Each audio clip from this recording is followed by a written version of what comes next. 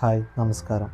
നമ്മൾ കഴിഞ്ഞ വീഡിയോയിൽ സംസാരിച്ചു നമുക്ക് ഇരുട്ടിൻ്റെ ലോകത്തിൽ നിന്ന്, അതായത് നമ്മളെ വേദനിപ്പിക്കുന്ന, നമ്മളെ ചിന്തിപ്പിക്കുന്ന, ഭയപ്പെടുത്തുന്ന ആ ഇരുട്ടിൻ്റെ ലോകത്തിൽ നിന്ന് നമുക്ക് നോക്കിയാൽ തന്നെ നമുക്ക് ചുറ്റും ഒരു ഇരുട്ടായിട്ട് എവിടെ ഒരു സന്തോഷം പോലും, ഒരു പ്രകാശത്തിൻ്റെ ഒരു കണിക പോലും കാണാൻ സാധിക്കാത്ത തരത്തിൽ ഇരുട്ടിൽ അകപ്പെട്ടിരിക്കുമ്പോൾ നമുക്ക് ആ ഇരുട്ടിൽ നിന്ന് വെളിച്ചത്തിലേക്ക് വരണമെന്നുണ്ടെങ്കിൽ ആദ്യം നമ്മൾ ചെയ്യേണ്ട കാര്യം നമുക്ക് ഈ ഇരുട്ടിൽ നിന്ന് പുറത്ത് കടക്കണം എന്നുള്ള തീരുമാനമാണെന്നുള്ളത് നമ്മൾ കഴിഞ്ഞ വീഡിയോയിൽ പാർട്ട് 1 നമ്മൾ പറഞ്ഞു.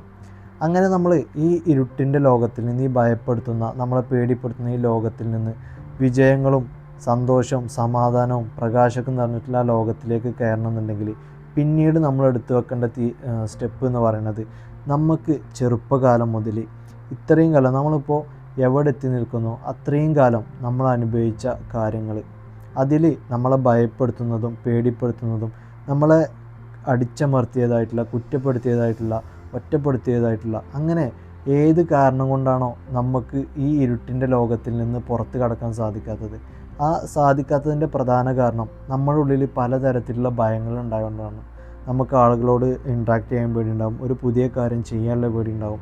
അങ്ങനെ നമ്മൾ ഏത് കാര്യമാണോ നമ്മളെ ഭയപ്പെടുത്തുന്നത്, ആ ഭയപ്പെടുത്താൻ കാരണമായിട്ടുള്ള നമ്മളെ ജീവിതത്തിൽ മുന്നേ സംഭവിച്ച കാരണങ്ങൾ ഏതൊക്കെയാണ്, വ്യക്തികൾ ആരൊക്കെയാണ് എന്നുള്ളതൊക്കെ നമ്മൾ പൂർണ്ണമായിട്ട് ഡീപ്പായിട്ട് അനലൈസ് ചെയ്തിട്ട് നമ്മളൊരു പേപ്പറിൽ എഴുതി വെക്കാൻ തയ്യാറാവണം എന്നുള്ളതാണ് നമ്മൾ അതിനുശേഷം പ്രധാനമായിട്ടും നമ്മൾ എടുക്കേണ്ട രണ്ടാമത്തെ സ്റ്റെപ്പ് എന്ന് പറയുന്നത്. ഒരു വ്യക്തിയെ സംബന്ധിച്ചിടത്തോളം ഒരു വ്യക്തിയെ നല്ല വ്യക്തിയാക്കി മാറ്റുന്നതും മോശപ്പെട്ട വ്യക്തിയാക്കി മാറ്റുന്നതും അയാളുടെ ചെറുപ്പകാലം അയാൾക്ക് സമ്മാനിച്ച അനുഭവങ്ങളും കാഴ്ചപ്പാടുകളൊക്കെയാണ്. നമുക്ക് ലഭിച്ച പാരൻറ്റിങ്, നമ്മുടെ മാതാപിതാക്കളുടെ സംസാര രീതി, അവർ മറ്റുള്ളവരോട് പെരുമാറുന്ന രീതി, അവരുടെ കാഴ്ചപ്പാട്, അവർ നമ്മളോട് പെരുമാറുന്ന രീതി, നമ്മൾ സംരക്ഷിക്കുന്ന രീതി, അങ്ങനെ തുടങ്ങി ഈ പേരൻസിൻ്റെ കാഴ്ചപ്പാട് എങ്ങനെയാണോ ആ ഒരു കാഴ്ചപ്പാടായിരിക്കും ആ കുട്ടികൾക്കും ലഭിക്കുന്നുണ്ടാവുക.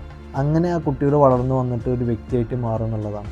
ചില ആളുകൾക്ക് ചെറുപ്പകാലത്തെക്കുറിച്ച് ആലോചിക്കുമ്പോൾ വളരെ സന്തോഷവും സമാധാനവും, ആ ചെറുപ്പകാലം എന്ന് പറയുന്നത് തന്നെ അവർക്കൊരു സന്തോഷം നിറഞ്ഞൊരു അനുഭവമായിരിക്കും. മറ്റേ ഭാഗത്ത് ചില ആളുകൾക്ക് ചെറുപ്പകാലം എന്ന് പറയുന്നത് അവർക്ക് അടിച്ചമർത്തലും, കുറ്റപ്പെടുത്തലും, ഒറ്റപ്പെടുത്തലും, അവരെ ഉപദ്രവിക്കലും, ഇങ്ങനെ ഒരു ഇരുണ്ട കാലഘട്ടമായിരിക്കും കൂടുതൽ ആളുകൾക്കും ചെറുപ്പകാലത്തെക്കുറിച്ച് ചിന്തിക്കുമ്പോൾ ഉണ്ടാവുക. ഇതിൻ്റെ കാരണം മാതാപിതാക്കൾക്ക് അവർ അനുഭവിച്ച അതേ ജീവിതം എൻ്റെ മക്കളും എൻ്റെ മകനും എൻ്റെ മകൾ അനുഭവിച്ചാൽ മതി എന്നുള്ളൊരു ചിന്താഗതി ഉള്ളത് കൊണ്ട് തന്നെ അവർ അവരുടെ ഇഷ്ടങ്ങളും താല്പര്യങ്ങളൊക്കെ ആ കുട്ടീൻ്റെ മേലെ അടിച്ചേൽപ്പിക്കാൻ ശ്രമിക്കും.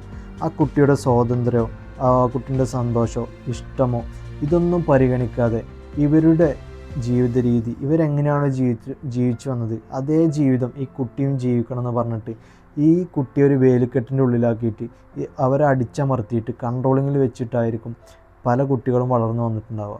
ഇങ്ങനെ കൺട്രോളിങ്ങിൽ അടിച്ചമർത്തിയിട്ട് വളർന്നു വന്ന കുട്ടികൾ പെട്ടെന്ന് സ്വാതന്ത്ര്യം കിട്ടുമ്പോൾ അവരാണ് ഒരുപാട് ലഹരിയിലേക്കും അതുപോലെ മറ്റുള്ള പ്രവൃത്തിയിലേക്കും അഡിക്ഷനിലേക്കൊക്കെ പോകുന്നത്. അപ്പോൾ നമ്മൾ പറഞ്ഞു വന്ന കാര്യം, നമ്മുടെ ചെറുപ്പകാലത്ത് നമ്മളെ ഭയപ്പെടുത്തിയിട്ടുണ്ടാവും, കുറ്റപ്പെടുത്തിയിട്ടുണ്ടാവും, നമ്മളെ പേടിപ്പിക്കുന്ന വ്യക്തികളുണ്ടാവും, നമ്മളെ പേടിപ്പിക്കുന്ന അനുഭവങ്ങളുണ്ടാവും. ഇങ്ങനെ ഏതൊക്കെ കാര്യമാണ് നമ്മളൊന്ന് ഫ്രീ ആയിട്ടിരുന്നിട്ട് ഏതൊക്കെ കാര്യമാണ് നമ്മളെ വേദനിപ്പിച്ചത്, നമുക്ക് പേടിപ്പെടുത്തുന്ന കാര്യങ്ങൾ ഏതൊക്കെയാണ്, നമുക്ക് ആലോചിച്ചറിയാം. നമ്മളെപ്പോഴും നമുക്ക് മുന്നോട്ട് കടക്കാനുള്ള എന്തൊക്കെ ഭയമാണ് നമുക്കുള്ളത്, അതിന് കാരണമായിട്ടുള്ള കാരണങ്ങൾ നമ്മുടെ കഴിഞ്ഞു പോയ ജീവിതത്തിൽ എവിടെയാണ് സംഭവിച്ചത്, ഈ കാര്യങ്ങൾ ഡീപ്പായിട്ട് അനലൈസ് ചെയ്തിട്ട് നമ്മളൊരു പേപ്പറിൽ എഴുതി വെക്കണം. ഇങ്ങനെ എഴുതി വെച്ചാൽ കാരണം നമുക്ക് നമ്മുടെ പ്രശ്നം എന്താണെന്നുള്ളത് പെട്ടെന്ന് തിരിച്ചറിയാൻ സാധിക്കും.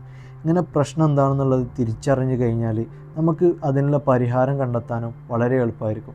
അപ്പോൾ നമ്മൾ പ്രധാനമായിട്ടും ചെയ്യേണ്ട കാര്യം, നമ്മുടെ ജീവിതത്തിൽ ഇതുവരെ നമ്മൾ അനുഭവിച്ച, നമ്മളെ വേദനിപ്പിക്കുന്ന, പേടിപ്പിക്കുന്ന, നമ്മളെ ഇങ്ങനെ ഈ ഇരുട്ടിൻ്റെ മറവിൽ ഇരുത്താൻ ഉള്ള കാരണമായിട്ടുള്ള ആ പ്രശ്നം, ആ കാരണം എന്താണെന്നുള്ളത് കണ്ടെത്തിയിട്ട് നമ്മൾ എഴുതി വെക്കാൻ തയ്യാറാവണം എന്നുള്ളതാണ്.